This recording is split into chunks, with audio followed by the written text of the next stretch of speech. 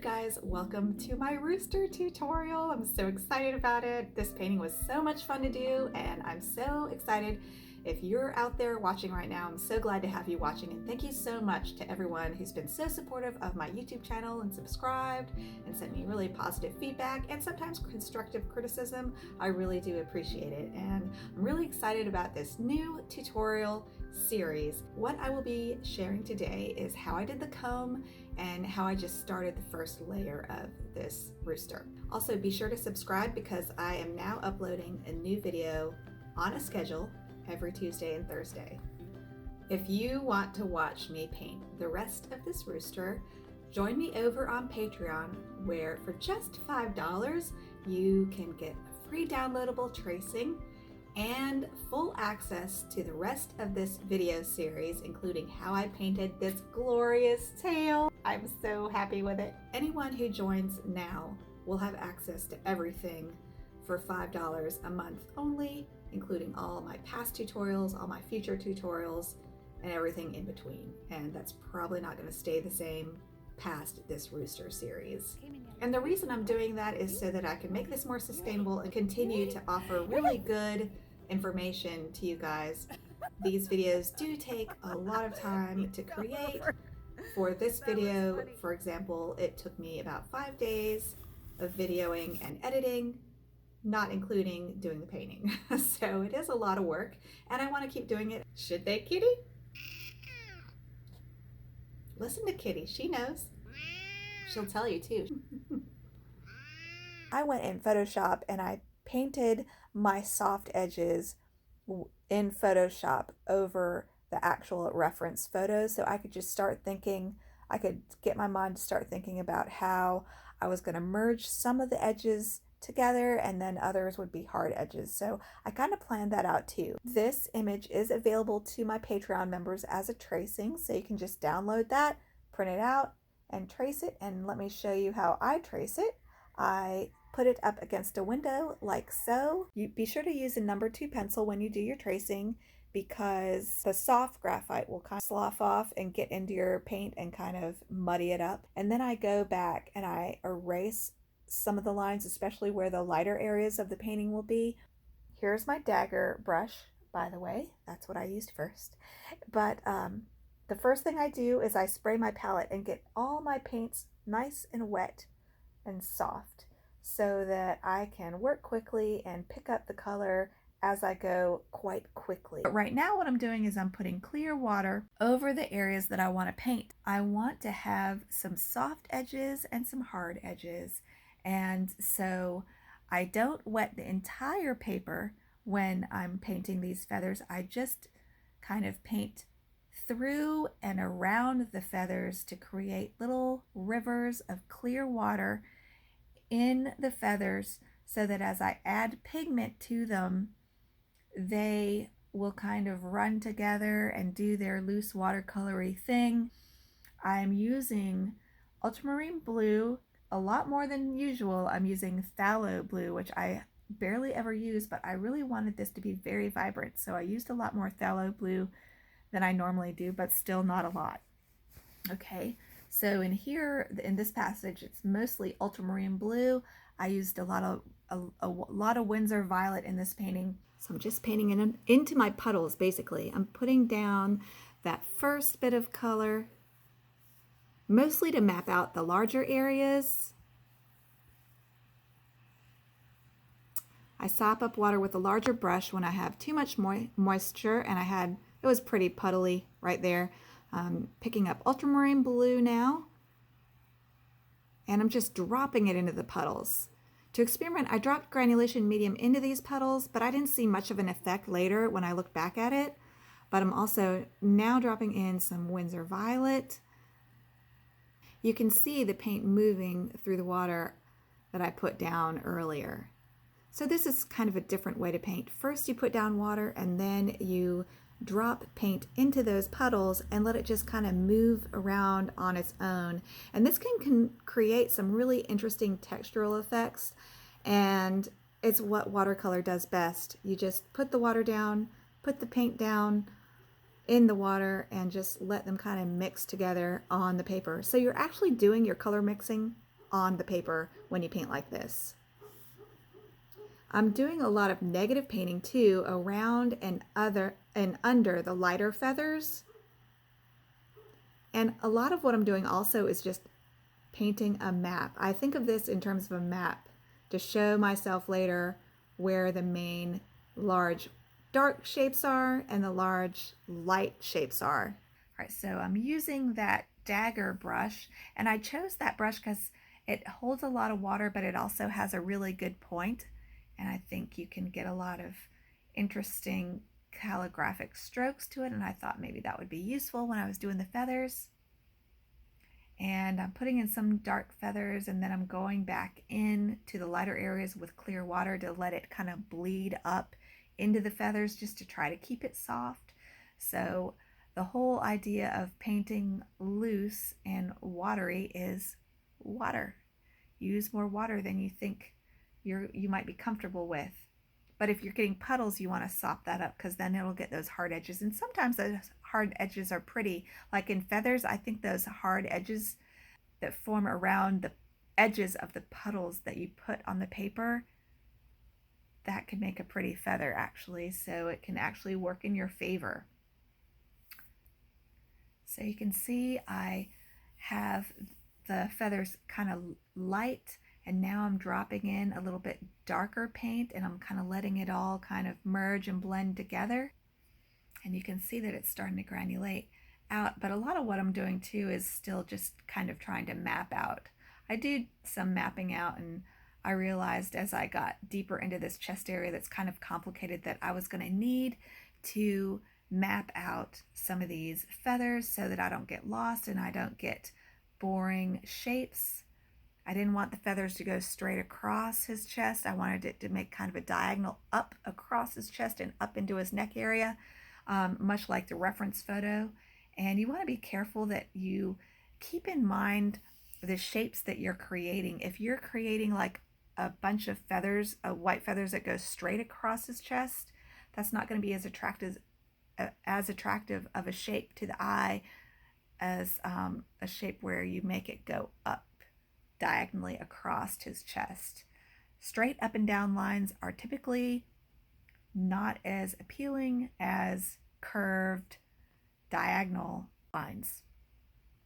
So keep that in mind too when you're creating these shapes. You want to keep your shapes atypical and not predictable. And here I come in with some background color, tea consistency paint, mostly so it's a mix of phthalo blue and ultramarine blue, and I'm painting that tea consistency paint right up into the chest area of the bird so that some of those feathers that I just painted bleed into the background underneath his chest. And I wanted to create that soft edge to keep this looking poetic. It also gives the painting a sense of motion, and it also just makes it look more painterly to do this. And this is the heart of the loose style, you guys. You have to give up some of those edges. If you don't want to completely give up an edge, you can see where I left a few little white slivers along his underbelly, but then I let some of that merge into the background. Some of his feathers along his tummy area kind of merge into the background. So it's scary to do, but just do it. If you don't like it, you can try it again or you can paint over it. Okay, and I'm just continuing to lightly put in this background. I'm keeping it really light for now just because I'm not sure where I want my darks and my lights to go in the background, and I want to give myself that option. But as you can see, I'm also leaving little white wisps of areas in the background just to create some freshness. I'm painting carefully around the comb, his red comb on top of his head, and the plan is to go back in and paint wet and wet up against this background that I'm putting in just to keep everything loose and wet and kind of merging into each other. So you can see that's what I'm doing here. I'm just putting in a very loose background wash of the, oh there, I just put a I just put a blotch of phthalo blue up in that upper right corner. That is a strong but beautiful color, but use it judiciously. Don't put a ton of it because it will take over your painting. So I'm being careful right now and painting carefully around the comb, thinking to myself, I'll go back in while this is wet and put in the red comb. So some of the red comb will merge with the background and some won't.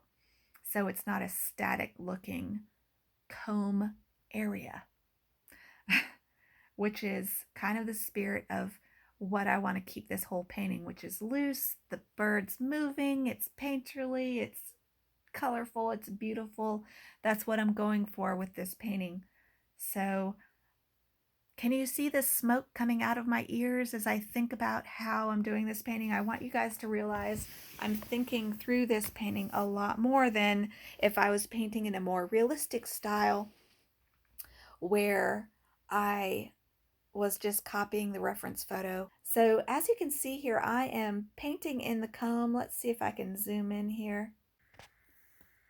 And I'm using my Simply Simmons size 0 rigger for most of the work you see here. And one thing I would suggest for you guys is, okay, there I just put a little bit of Winsor Violet in there just to keep the color more varied. I didn't want a flat red because I wanted there to be dimension, so I added some Winsor Violet there. But what I would say is don't have your background as moist as I did, because you can see how the color is melting into the background a little too much. And I was thinking to myself, well, I just want it to be really loose, and if it gets too loose, I can fix it later. But if I paint it too tight right now, that's harder for me to fix. So that worked out. I did like what I did later, and you'll see how I addressed this, what appears to be a mess later. So if you want to paint this a little bit tighter, you can, but I was just trying to merge some of that comb into the background using a cream consistency right here. I'm using tea consistency with my Simply Simmons brush and just getting in the basic shapes that I need. So you can paint the whole comb with a flat tea consistency wash of Naphthol red, and then you can go back in, like I just put in a cream consistency splash into that lighter tea consistency paint I already had down, and you can see how it spread out nicely, but parts of the paint stayed dark, and then it feathered out into that pool of lighter tea consistency Naphthol red. So that's a really good way too to paint the comb. And that's probably what I would suggest you guys do. Just go in and paint your comb with tea consistency Naphthol red, and then go back in and here and there put in a cream consistency amount of Naphthol red and a little bit of milk consistency Winsor Violet paint here and there, just to make sure that you don't have one flat color in the comb, because combs have a lot of folds and movement in them, and you want to capture that. And if you just use Naphthol red, it's going to look too flat. So don't be afraid to go in with some Winsor Violet, and that Simply Simmons size 0 brush is a good one to use in this area because it has enough snap to give you control over where you're putting the paint. And also it's small enough so that you can paint around these tiny little details, like here I'm putting in the eye and I'm painting around the eye. And there's that other little oval shaped spot on his head that I painted around. And so I'm just kind of doing what I call here a map. I'm painting around the important areas, and then later I can go back into that wet wash that is still there and put in some darker areas of Naphthol red, some darker areas of Winsor Violet to add interest to that whole area. And you can see there I just dropped in some Winsor Violet above the eye and behind the mouth. And now here I have my dagger brush. And I was just playing with my dagger brush. I never paint with it. So I was like, I'm going to bust this thing out and just see how I like it. And my conclusion is I don't like it for this kind of painting because it doesn't give me enough accuracy. It's too floppy. And here I picked back up my Alvaro Castagnet brush that holds a lot of water, and I'm putting in that light tea consistency wash that I can then go in right next after I put in this tea to milk consistency amount of naphthol red. I can paint back into that some darker passages of naphthol red and Windsor violet. So just try to keep a lot of variety in this small little area by putting in a flat wash of your naphthol red and then going back in and dropping in some Windsor violet here and there and some milk consistency naphthol red to add depth and movement and dimension. The comb area I thought was looking so flat and just blah and just too much naphthol, not enough other colors in it. So here I am with it almost dry, and I go in with clear water and I just wash over it with clear water to create some motion, some softer edges, and just to loosen it up in general because it was just looking too tight to me. And this is like one of the most important areas of the painting, this bright red thing on this gorgeous bird. And I'll go back in later, you'll see, and add more details. And so here I'm just showing you how it granulated. I'm zooming in a little bit and showing you overall how this is looking, how it's drying. I'm pretty happy with it. Okay, so I let all of that dry so that I can go back in and refine the comb of the rooster. All right, so I often like to just paint in the eye when I'm doing a painting just to give it some life, so that is no different here. And I'm going to work on the eye, and if you guys remember from my last painting, my masking was bad, so I couldn't use any masking in this painting because I knew it was just my masking was whack. So I had to just rely on my very bad eyes and a very small size 0 round brush. All right, then I'm going in just with some lamp black because this is such a tiny area. It does not matter if you mixed your blacks or not. It's just a tiny little black dot, like 3 millimeters by 3 millimeters. So I was just painting very carefully, trying to look carefully at my reference photo to look at the shape of the black dot and getting the shape of the black dot in the rooster's eye correct. And that glint in the eye, being very careful to make sure that I got that, and then putting his little eyebrow crease or whatever you want to call it on top of the eye and trying very carefully to draw that accurately. So even though this is a loose painting, and you'll notice if you go look at some of your favorite loose paintings, at least for me, there is a lot of realism there, and there's a lot of tight painting within the loose painting, and a lot of times that area is going to be the eye. So the secret to making it look like it fits with the rest of the loose painting is to make sure more than ever that you find a place to attach your eye with a melting or soft edge. For example, the black of his eye kind of melts into that darker red back further into his eye, and there are not a lot of hard edges. All right, you guys, I just finished editing session 1 of my rooster. I think it looks really good. Here's my little office assistant. Say hi, Parker. Hi. Hey. Hi, everybody. Hi, everybody. Kitty, do you want to add anything? And this is where we will end up. I'm going to go out here because my son's thing is loud. I'll be right back, Parker. This is better out here. But guess what's next? We're going to do the tail. All right, you guys. Thank you so much for tuning in. And my little garden friend is helping me say goodbye for today.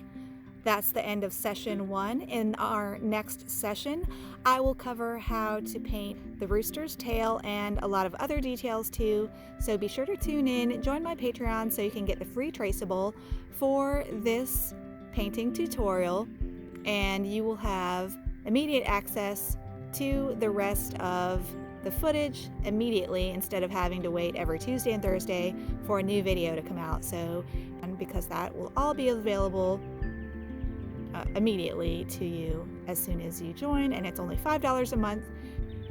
All right, you guys, this has been really fun. And oh, look, he's licking the leaf, you guys. Huh. Look at that. What's he doing? That is cool. He's not even worried about me, y'all. And I have my camera 3 inches away from this little guy, and he's just living his life.